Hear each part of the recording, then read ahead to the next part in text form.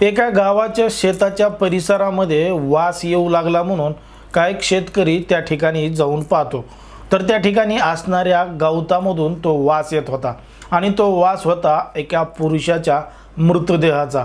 म्हणजे एका पुरुषाचा त्या ठिकाणी मृत्यू झाला होता आणि त्याची लाश त्या ठिकाणी पडलेली होती। आता ते शेतकऱ्यानं ते पाहिलं, आजूबाजूच्या लोकांना सांगितलं आणि लगेचच त्याची दखल पोलीस स्टेशनमध्ये देण्यात आली। पोलीस सुद्धा घटनास्थळी आले, संपूर्ण पंचनामा केला आणि ती डेड बॉडी नेमकी कोणाची आहे याची चौकशी सुरू केली।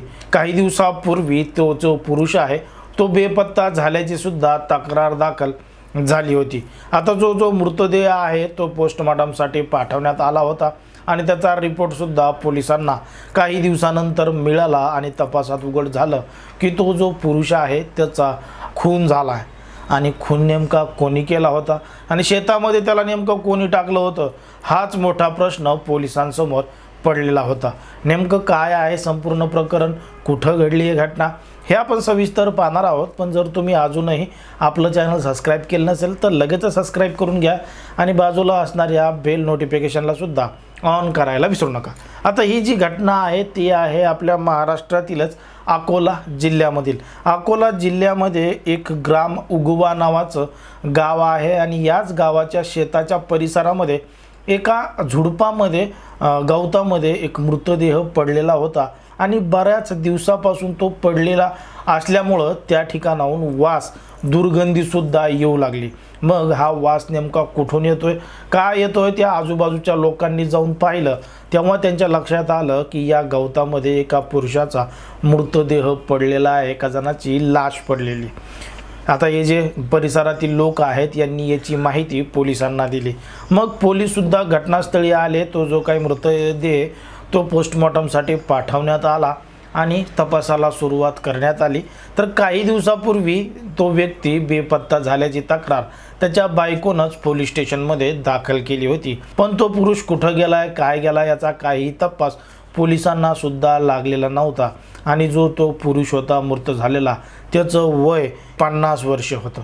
आता पोलिसांनी तपासाला सुरुवात केली कारण की पोस्टमॉर्टममधून समजलं की हे जो पुरुष आहे त्याचं निधन झालं नाही किंवा तो स्वतःहून मेलेला नाही, तर त्याचा खून करण्यात आला, गळा दाबून त्याला ठार करण्यात आला। बघता बघता पोलीस शोध करत होते, बघता बघता दिवस एकामागे एक जात होते। पोलीस तपास करत होते, काहीही क्ल्यू काहीही सबूत पोलिसांना मिळत नव्हता। पण पोलिसांनी अजून जेव्हा कसून चौकशीला सुरुवात केली तेव्हा एक सत्य समोर आलं आणि त्यामुळं पोलिसांना एक धक्का बसला की ज्या महिलेनं पोलीस स्टेशनमध्ये तिचा नवरा बेपत्ता झाल्याची तक्रार दाखल केली होती त्याच महिलेनं तिच्या नवऱ्याचा खून केला होता आणि त्या कटामध्ये ती सुद्धा सहभागी झाली होती। पोलिसांनी जेव्हा त्या महिलेला पकडलं, ताब्यात घेतलं, कसून तिची चौकशी केली तेव्हा तिनं सगळं काही सांगितलं।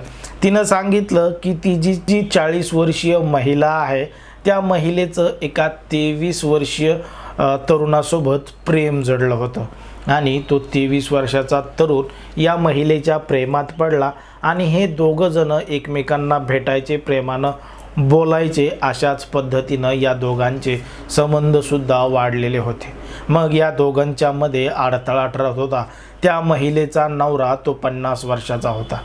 आता ही 40 वर्षीय महिला आणि तो 23 वर्षीय तरुण, या दोघांच्या प्रेमामध्ये ठरणारा तो काटा होता 50 वर्षाचा आणि तोच काढण्यासाठी त्या महिलेनं या तरुणाचा वापर केला आणि या तरुणाला असं काही आपल्या जाळ्यात घेतलं, असं काही गोड गोड बोलू लागली, कशा पद्धतीनं तो मला त्रास देतोय हे समजावून सांगू लागली आणि मग तो जो तरुण होता त्याचं माथं सरकलं त्यानं आणि या महिलेनं मिळून शेतामध्ये त्याला लांब नेलं, दारू पाजून त्याला ठार केलं आणि त्याचा मृतदेह तिथंच गवतामध्ये फेकून दिला। त्यांना वाटलं की ही माहिती कोणालाही कळणार नाही, काहीही समजणार नाही आणि स्वतः पोलीस स्टेशनमध्ये जाऊन तक्रारसुद्धा दाखल केली।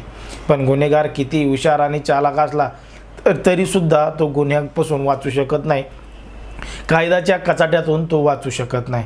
जर आपण पाहिलं तर यामध्ये जो प्रकार घडलाय तो फक्त प्रेमामुळे घडलाय। 40 वर्षीय महिलेबरोबर प्रेम होतं आणि त्या प्रेमामध्ये एका पुरुषाचा घात होतो।